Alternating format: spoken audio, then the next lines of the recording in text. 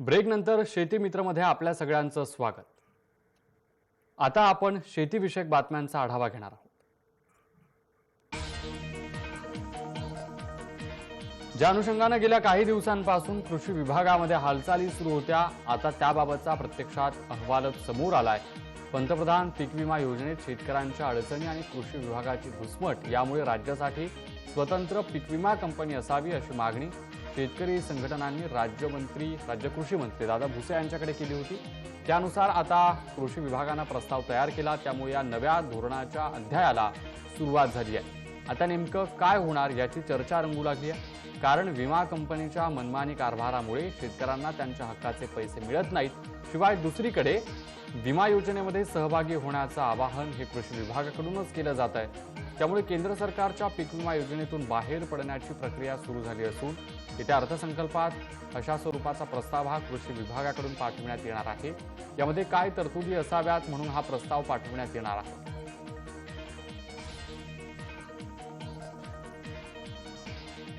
यंदा उत्पादनामध्ये घट झाल्यानं शेतीमालाच्या मागणीत वाढ होणार हे शेतकऱ्यांनी गृहीत धरलं होतं आणि झालंही तसंच। त्यामुळे उत्पादनात घट झाली तरी त्याची कसर ही वाढीव दरातून भरून निघालेली आहे। मात्र हेच सूत्र आता सोयाबीन हंगामाच्या अंतिम टप्प्यात होताना पाहायला मिळेल असं वाटत असताना तसं घडलं नाही। सोयाबीनच्या दरात वाढ झालेली नाही हे सध्याचं चित्र आहे। 26 डिसेंबर पासून सोयाबीनचे दर हे 6000 रुपये प्रति क्विंटलच्या दरम्यान राहिले। या दरम्यान शेतकऱ्यांनी सोयाबीनची साठवणूक केली, शिवाय आवकही वाढली। मात्र दरात काहीच फरक न पडल्यानं आता शेतकऱ्यांना सोयाबीन विक्रीचाच निर्णय घ्यावा लागणार आहे, कारण भविष्यात हेच दर टिकून राहतील का नाही याबाबत संभ्रम अवस्था कायम आहे।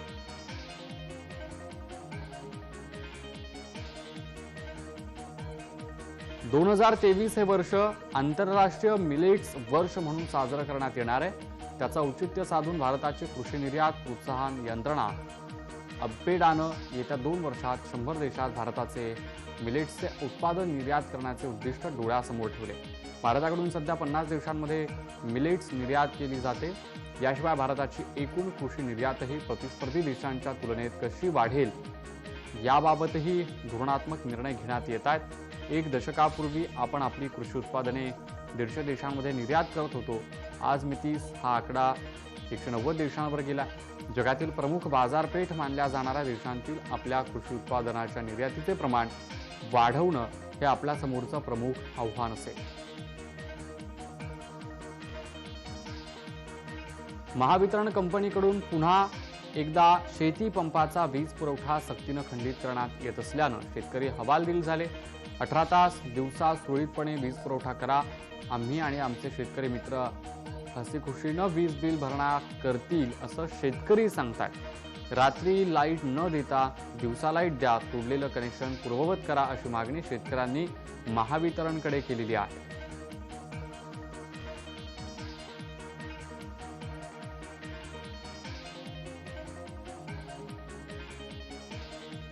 वातावरणातील बदल, उत्पादनात घट आणि बाजारपेठेतील दर यामुळे शेतकऱ्यांचं नेहमी नुकसान होतं। त्यामुळे आता विक्री अगोदर दर हे निश्चित केले जात आहेत। याची सुरुवात द्राक्ष उत्पादनापासून झाली असून जिल्हा उत्पादक संघांनी स्थानिक बाजारपेठेमध्ये आणि निर्यात होणारे द्राक्ष यांचे दर ठरवलेत। आता हीच पद्धत पपईसाठी लागू केली जाते। ज्या भागात अधिकचे उत्पादन आहे त्या भागातील शेतकरी असे निर्णय घेत आहेत। द्राक्षांसाठी नाशिक, सांगली आणि सोलापूर विभागामध्ये दर निश्चित केले जात आहेत। नंदुरबार इथं पपईबाबत हा निर्णय झालेला आहे।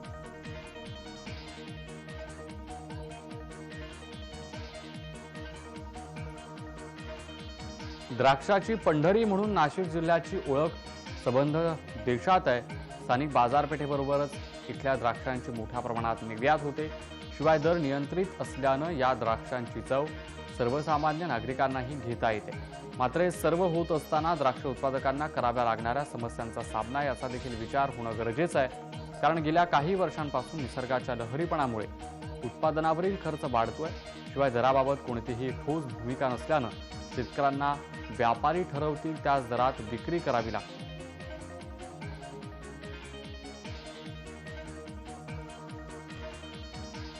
केळी लागवडीनंतर सर्व काही प्रतिकूल परिस्थिती असताना आता ऐन महत्त्वाच्या वेळी सकारात्मक बाब समोर येते।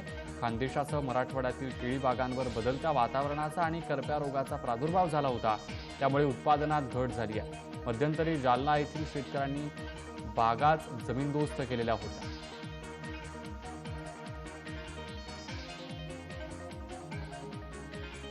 खरीपातील कापसाचा हंगाम अंतिम टप्प्यात असला तरी शेतकऱ्यांना अजूनही दरवाढीची प्रतीक्षा आहे.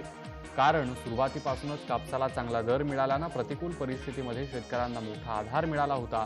शिवाय मध्यंतरी कापसानं 10,000 रुपये प्रति क्विंटलचा टप्पा पार केला होता. सध्याही हमी भावापेक्षा 1.5 पटीने दर मिळतोय. यापेक्षा अधिक दर मिळेल या आशेनं शेतकरी कापसाची साठवणूकच करतायत.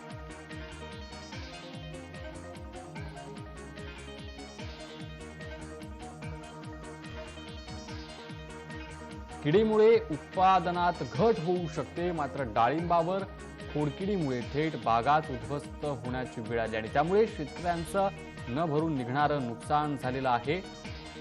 ज्या भागामध्ये अधिकचे क्षेत्र आहे त्याच भागात या किडीचा प्रादुर्भाव वाढतोय अशी माहिती आहे.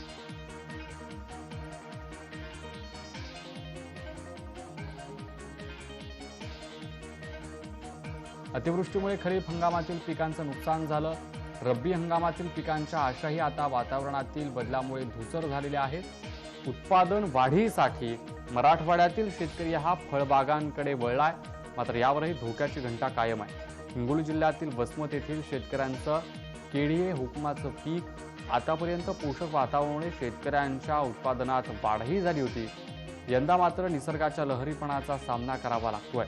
वातावरणातील बदलांमुळे केळीवर करपा रोगाचा प्रादुर्भाव वाढतोय, त्यामुळे उत्पादनात घट तर होणारच आहे. पण गेल्या 3 वर्षांपासून केळी पिकांचा विमाही शेतकऱ्यांना मिळालेला नाही, त्यामुळे शेतकऱ्यांचं मोठं नुकसान झालंय. त्यामुळे या हमी असलेल्या पीक लोप पावतं की काय अशी अवस्था आता जिल्ह्यामध्ये तयार झाली आहे.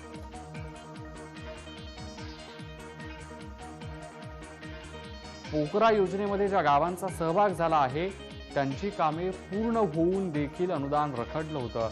6 महिन्याचा कालावधी पूर्ण होऊन देखील दखल घेतली जात नसल्यानं रोष व्यक्त केला जात होता. अखेर नानाजी देशमुख कृषी संजीवनी प्रकल्पाअंतर्गत 4 दिवसांमध्ये सुमारे 321 कोटी रुपयांहून अधिक अनुदान थेट शेतकऱ्यांच्या खात्यात जमा करण्याची प्रक्रिया करण्यात आली. पोकरा अंतर्गत ज्या शेतकऱ्यांनी कामे पूर्ण केली त्यांना तात्काळ अनुदान वर्ग करण्यात येत आहे. सर्व आर्थिक वर्षासाठी पोकरामध्ये विविध बाबींची अंमलबजावणी करण्यासाठी 600 कोटी रुपयांचा निधी वितरित करण्यास मान्यता देण्यात आलेली आहे.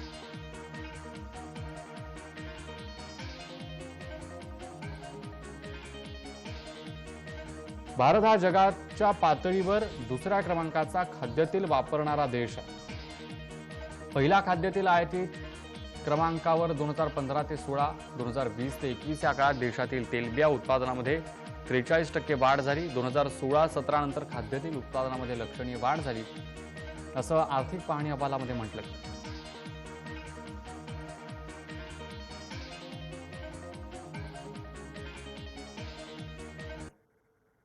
या बातमीसोबतच शेती मित्र या बुलेटिनमध्ये वेळ झालेली आहे. इथेच थांबण्याची ताज्या बातम्यांच्या अपडेट्ससाठी पहा फक्त जय महाराष्ट्र न्यूज.